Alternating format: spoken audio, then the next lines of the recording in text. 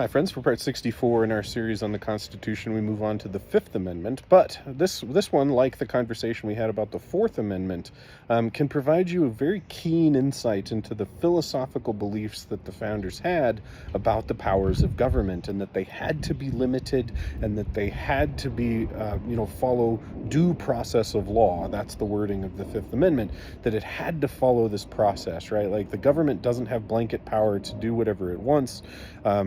It requires a grand jury in cases of like capital cases and stuff like that. It's not just one person or one judge or whatever. A grand jury is necessary in certain cases.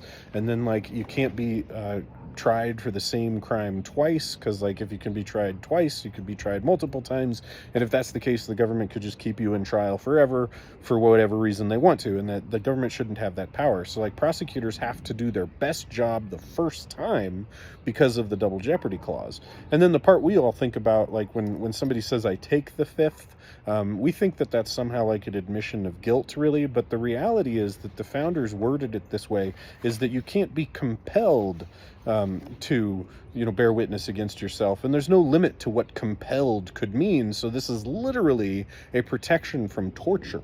That's what this amendment was written for, is to protect citizens from being tortured in order to bear witness against themselves. Stay with me for the next parts, and stay woke, patriots.